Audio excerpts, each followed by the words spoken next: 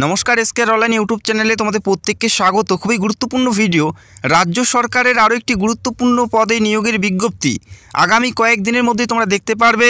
সেটা হচ্ছে দমকল বাহিনীতে ফায়ার অপারেটর পদে নিয়োগ করতে চলছে রাজ্য সরকার, যেখানে একটি বড় সংখ্যায় নিয়োগ করতে চলছে। খুবই গুরুত্বপূর্ণ ভিডিও। এই ভিডিও দেখলে আশা করি সমস্ত প্রশ্নের উত্তর তোমরা স্টেপ বাই স্টেপ পেয়ে যাবে। কবে থেকে আবেদন প্রক্রিয়া শুরু হবে, কবে থেকে অ্যাপ্লাই করতে পারবে, সেটা অবশ্যই আমি তোমাদের ভিডিওতে জানাবো। পাশাপাশি এখানে অ্যাপ্লাই করার জন্য শিক্ষাগত যোগ্যতা কী থাকতে হবে, বয়স কী বলা আছে, এবং এখানে যে পরীক্ষা হচ্ছে কোন পরীক্ষার মাধ্যমে নিয়োগ করা হবে, এবং বিগত যে নিয়োগটি হয়েছে 2018-তে নোটিফিকেশন পাবলিশ হয়েছে, সেখানে category wise SC, ST, OBC, UR এর প্রত্যেকেরই কাট অফ আমরা বিগত নিয়োগের দেখে নেব, যাতে তোমরা একটা ধারণা করতে পারো যে এখানে কম্পিটিশন কেমন হয়। এবং জানিয়ে রাখি, এই পদের ক্ষেত্রে যে ফিজিক্যাল সেটা কিন্তু অনেকটাই কঠিন বলতে পারো। তুলনামূলকভাবে WBP এবং KPর তুলনামূলকভাবে এখানে ফিজিক্যাল অনেকটাই কঠিন। অবশ্যই আমরা স্টেপ বাই স্টেপ দেখে নেব, ভিডিওটা সম্পূর্ণ দেখার চেষ্টা করো। রাজ্যের দমকল দপ্তরে যেখানে ফায়ার অপারেটর একটা গুরুত্বপূর্ণ পদ, ফায়ার অপারেটর পদে নিয়োগ করা হচ্ছে, যেখানে মিনিমাম তোমরা ধরে রাখো 1000 শূন্য পদে নিয়োগ করা হচ্ছে। মিনিমাম 1000, এর 1000-এর বেশি হতে পারে, মিনিমামটা ধরে রাখো 1000 শূন্য পদে নিয়োগ করা হচ্ছে ফায়ার অপারেটর পদে। অত্যন্ত গুরুত্বপূর্ণ পদ। সরকারি চাকরি লাভের সেরা বছর হচ্ছে 2024। আশা করি প্রত্যেকেরই হাতে সুযোগ আছে। WBP, KPর পাশাপাশি দমকল দপ্তরে ফায়ার অপারেটর পদে নিয়োগ করা হচ্ছে। অনলাইনের মাধ্যমে অ্যাপ্লাই করতে হবে। অ্যাপ্লাই করার জন্য 110 টাকা অ্যাপ্লিকেশন ফি দিতে হবে যারা জেনারেল এবং OBC প্রার্থী, এবং SC, STদের ক্ষেত্রে কোনো অ্যাপ্লিকেশন ফি দেওয়ার প্রয়োজন থাকবে না। এই পদের ক্ষেত্রে যে বেতন দেওয়া হয় প্রথম থেকেই, স্টার্টিং বেতন 25,200 এবং গ্রেড পে থাকবে 2600, অর্থাৎ অ্যাপ্রক্স তোমরা 30-এর কাছাকাছি প্রথম মাস থেকেই বেতন পেয়ে যাবে। অত্যন্ত গুরুত্বপূর্ণ পদ এবং ভালো মানের বেতন এবং স্থায়ী পদে পশ্চিমবঙ্গ সরকারের চাকরি।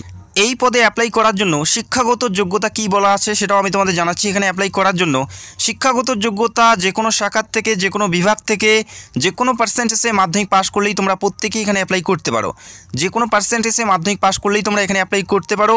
মাধ্যমিকের পাশাপাশি যারা মাধ্যমিকের সমতুল্য শিক্ষাগত যোগ্যতা আছে তারাও কিন্তু এখানে অ্যাপ্লাই করতে পারে, অর্থাৎ যারা ITI করেছে তারাও এখানে অ্যাপ্লাই করতে পারে। কোনো পার্সেন্টেজের ব্যাপার নেই, শুধুমাত্র মাধ্যমিক পাস করলেই তোমরা প্রত্যেকে এই গুরুত্বপূর্ণ পদে অ্যাপ্লাই করতে পারো। শুধুমাত্র মাধ্যমিক পাশে দমকল বাহিনীতে ফায়ার অপারেটর পদে তোমরা অ্যাপ্লাই করতে পারো এবং পরীক্ষায় বসতে পারো। এবং এখানে অ্যাপ্লাই করার জন্য বয়স কত থাকতে হবে, 1/1/2024 তারিখ হিসাবে, 1/1/2024 তারিখ হিসাবে যাদের বয়স 18 থেকে 27-এর মধ্যে, 1/1/2024 তারিখ হিসাবে যাদের বয়স, যারা জেনারেল প্রার্থী 18 থেকে 27-এর মধ্যে, প্রত্যেকেই তোমরা এখানে অ্যাপ্লাই করতে পারো। এবং জানিয়ে রাখি, এই বছরের ক্ষেত্রে এই নিয়োগ প্রক্রিয়ার বয়স 18 থেকে 30-এর মধ্যে করা হতে পারে। তবে যে বিগত নিয়োগটি হয়েছে সেখানে 18 থেকে 27 বলা আছে, তবে নোটিশ আসলে আমরা সেটা ক্লিয়ার হয়ে যাব। SC, ST হলে 18 থেকে 32 এবং OBC হলে 18 থেকে 30, প্রত্যেকেই তোমরা এখানে অ্যাপ্লাই করতে পারো। তো আশা করি তোমরা বুঝতে পারলে। এবং এই পদের যে সিলেকশন প্রসেস, থাকছে প্রথমে রিটেন টেস্ট অর্থাৎ লিখিত পরীক্ষা দিতে হবে, তারপরে থাকছে ফিজিক্যাল টেস্ট অর্থাৎ ফিজিক্যাল মেজারমেন্ট টেস্ট, তারপরে এন্ডুরেন্স টেস্ট। এই টেস্টে কি থাকবে আমি স্টেপ বাই স্টেপ জানাবো। পাশাপাশি পরীক্ষা কোন সিলেবাসের উপর পরীক্ষা হবে, কত নম্বরের পরীক্ষা হবে, সমস্ত তথ্যই জানাবো। অবশেষে ইন্টারভিউ বেসিসে নিয়োগ করা হবে, রিটেন টেস্ট এবং ইন্টারভিউ বেসিসে নিয়োগ করা হবে। এই রাজ্যে যে সমস্ত পরীক্ষা সেন্টারে তোমাদের পরীক্ষা হবে, কলকাতা নর্থ, সাউথ, বারুইপুর, ডায়মন্ড হারবার, ব্যারাকপুর, বারাসাত, কৃষ্ণনগর, হাওড়া, চুঁচুড়া, বর্ধমান, আসানসোল, পুরুলিয়া, মেদিনীপুর, তমলুক, ঝাড়গ্রাম, বাঁকুড়া, সুরি, বহরমপুর, মালদা, বালুরঘাট, রায়গঞ্জ, জলপাইগুড়ি, আলিপুরদুয়ার, কোচবিহার, শিলিগুড়ি, কালিম্পং এবং দার্জিলিং, প্রত্যেকটা জেলাতেই তোমরা পরীক্ষা সেন্টার পাচ্ছ। কোন পরীক্ষা দিতে হবে, কত নম্বরের পরীক্ষা হবে এবং পরীক্ষার পুরোপুরি সিলেবাস নিয়ে আলোচনা করব, এবং বিগত নিয়োগের কাট অফ কত ছিল সেটাও আমি তোমাদের জানাবো। তো অবশ্যই ভিডিওটি সম্পূর্ণ দেখো। এই মুহূর্তে আমরা দেখে নিচ্ছি আবেদন করার জন্য হাইট কত থাকতে হবে। এখানে অ্যাপ্লাই করার জন্য যারা জেনারেল প্রার্থী রয়েছে তাদের ক্ষেত্রে গোর্খা, গাড়োয়ালিস, রাজবংশী ছাড়া প্রত্যেকেরই হাইটের প্রয়োজন থাকবে 166.6 সেন্টিমিটার, 167.6 সেন্টিমিটার মিনিমাম হাইট থাকতেই হচ্ছে, এবং চেস্ট থাকতে হচ্ছে 81.3 সেন্টিমিটার, এবং ফুলিয়ে 2 থেকে 5 সেমি বেশি করতে হবে। এটা মিনিমাম ক্রাইটেরিয়া তোমাদের থাকতেই হবে যারা জেনারেল এবং UR প্রার্থী রয়েছে তাদের ক্ষেত্রে। এবং যারা বাকি গোর্খা, গাড়োয়ালিস, রাজবংশী রয়েছে তাদের ক্ষেত্রে রয়েছে 160 সেন্টিমিটার মিনিমাম হাইট, এবং চেস্ট থাকতে হচ্ছে নর্মালি 81.3 সেন্টিমিটার, ফুলিয়ে 2 থেকে 5 সেমি বেশি করতে হচ্ছে। তারপরে থাকছে এন্ডুরেন্স টেস্ট। এখানে 4টি টেস্ট তোমাদের কমপ্লিট করতে হবে। এখানে 6টি দেওয়া আছে, এই 6টির মধ্যে যে কোনো 4টি তোমাদের কমপ্লিট করতেই হবে, তবেই তোমরা এখান থেকে কোয়ালিফাই করতে পারবে। যারা তোমরা যোগ্য প্রার্থী, অ্যাপ্লাই করার জন্য যোগ্য আছো, পরীক্ষার পাশাপাশি এই বিষয়গুলো তোমাদের ফোকাস করতে হবে, কেননা সময়মুখে কিন্তু তোমরা এগুলো কমপ্লিট করতে পারবে না। এটা অনেকটাই হার্ড, যেখানে 4টি তোমাদের কমপ্লিট করতেই হবে। প্রথমেই থাকবে 1000 মিটার রান, যেখানে 5 মিনিট সময় পাচ্ছ। এরপরে থাকবে লেদার ক্লাইম্বিং উইথিন 20 সেকেন্ড, অর্থাৎ 20 সেকেন্ডের মধ্যে মহিষ সাহায্যে তোমাদের একটা নির্দিষ্ট উচ্চতা উঠতে হবে। তো আশা করি তোমরা বুঝতে পারলে। এরপরে থাকবে lifting and carrying of sandbag ওয়েটিং 60.5 কেজি, অর্থাৎ 63 কেজি ওজন তোমাদের বহন করতে হবে 50 মিটার। 63 কেজি ওজন বহন করতে হবে 50 মিটার। তো আশা করি তোমরা বুঝতে পারছো। এরপরে থাকছে runner up 3 stories of standard tier case within 1 মিনিট, অর্থাৎ 1 মিনিটে সিঁড়ির মাধ্যমে 3 তলা বা 3 ফ্লোর ওঠার ক্ষমতা তোমাদের থাকতে হচ্ছে 1 মিনিটে। তো বুঝতেই পারছো অনেকটাই হার্ড। 1 মিনিটে 3 তলা বা 3 ফ্লোর ওঠার ক্ষমতা থাকতে হচ্ছে সিঁড়ির মাধ্যমে। এরপরে থাকছে rope climbing using only hand within 60 second, অর্থাৎ 60 সেকেন্ডের মধ্যে শুধুমাত্র হাতের সাহায্যে দড়ি দিয়ে বা রশি দিয়ে তোমাদের উপরে উঠতে হবে। এখানে কোনো পা ইউজ করতে পারবে না, শুধুমাত্র হাতের সাহায্যে 60 সেকেন্ডে তোমাদের কমপ্লিট করতে হচ্ছে। হাই জাম্প থাকবে 1.22 মিটার, হাই জাম্প থাকবে 1.22 মিটার অর মোর। এই কয়েকটি টেস্টের মধ্যে যে কোনো 4টি তোমাদের পাস করতেই হবে। তো অতটাও সোজা নয়, আশা করি তোমরা বুঝতে পারলে।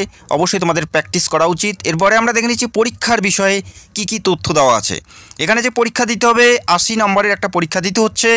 80 নম্বরের একটা পরীক্ষা থাকবে, যেখানে 1 ঘন্টা তোমরা পরীক্ষার জন্য সময় পাবে। 80 নম্বরের একটা পরীক্ষা, যেখানে মাধ্যমিক স্ট্যান্ডার্ডের প্রশ্নপত্র থাকবে। 80টি প্রশ্ন, 80 নম্বরের পরীক্ষা থাকবে। প্রত্যেকটা প্রশ্নের মান 1 করে থাকবে। অফলাইনের মাধ্যমে পরীক্ষা দিতে হচ্ছে। 80টি প্রশ্ন 80 নম্বরে থাকছে, যেখানে ইংলিশে থাকবে 20 নম্বর, জেনারেল স্টাডিজ থেকে পাবে 40টি প্রশ্ন 40 নম্বরের এবং এরিথমেটিক থেকে থাকবে 20টি প্রশ্ন 20 নম্বরের। মাধ্যমিক স্ট্যান্ডার্ডের প্রশ্নপত্র থাকবে। 80 নম্বরের পরীক্ষা থাকছে, প্রত্যেকটা প্রশ্নের মান 1 করে থাকবে। তো আশা করি তোমরা বুঝতে পারলে। বিগত নিয়োগের কাট অফ কত ছিল সেটাও আমি তোমাদের জানাবো। এই মুহূর্তে দেখে নিচ্ছি অফিসিয়াল যে সিলেবাস, কোন টপিকগুলো তোমাদের পড়তে হবে বা কোন টপিকগুলো থেকে প্রশ্ন আসবে সেটা আমি তোমাদের এই মুহূর্তে দেখে নিচ্ছি। ইংলিশ থেকে যেগুলো ইম্পর্টেন্ট টপিক এখানে উল্লেখ করা আছে: fundamental of the English language, সার্চে vocabulary, grammar, sentence structure, synonym, antonyms এবং কারেক্ট ইউজেস। এগুলো মেন টপিক, এখান থেকে তোমাদের প্রশ্ন হবে। পাশাপাশি জেনারেল স্টাডিজ থেকে যেগুলো তোমাদের পড়তে হবে সেটাও তোমরা দেখে নাও। Matter of everyday observation including everyday science, current events and problem with special reference to India and elementary knowledge of Indian history এবং ইন্ডিয়ান জিওগ্রাফি। এগুলো মেন টপিক থেকেই প্রশ্ন আসবে। আশা করি খুব তাড়াতাড়ি বাংলা ভাষায় পুরো সিলেবাস নিয়ে আলোচনা করব। যারা সিলেবাসের ভিডিও চাও অবশ্যই তোমরা কমেন্ট করে জানাবে।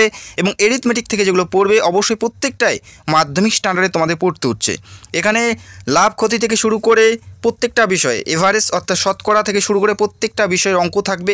আশা করি খুব তাড়াতাড়ি পরীক্ষার পুরো সিলেবাস নিয়ে ভিডিও করার চেষ্টা করব। যারা জানতে চাও সেটা অবশ্যই কমেন্ট করে জানাবে।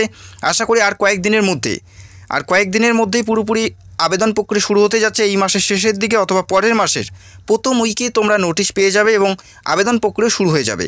খুবই গুরুত্বপূর্ণ ভ্যাকেন্সিস, দীর্ঘ কয়েক বছর পরে এই নিয়োগটি করা হচ্ছে। আশা করি প্রত্যেকেরই এখন থেকে প্রিপারেশন নেওয়া উচিত।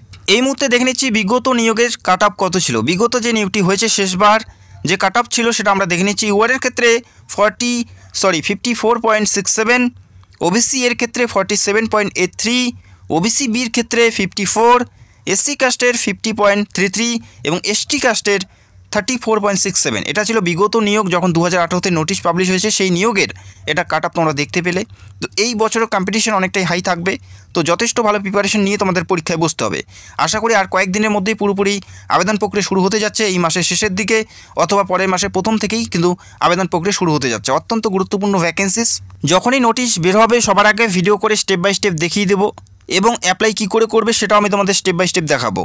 এবং যারা পরীক্ষার সিলেবাস জানতে চাও সেটা অবশ্যই কমেন্ট করে জানাবে। খুব তাড়াতাড়ি পরীক্ষার পুরোপুরি সিলেবাস নিয়ে ভিডিও করার চেষ্টা করব। যদি তোমাদের কোনো প্রশ্ন থাকে অবশ্যই কমেন্ট করতে পারো, রিপ্লাই দেওয়ার চেষ্টা করব অথবা পরবর্তী ভিডিওতে তোমাদের প্রশ্নগুলো তুলে ধরবো।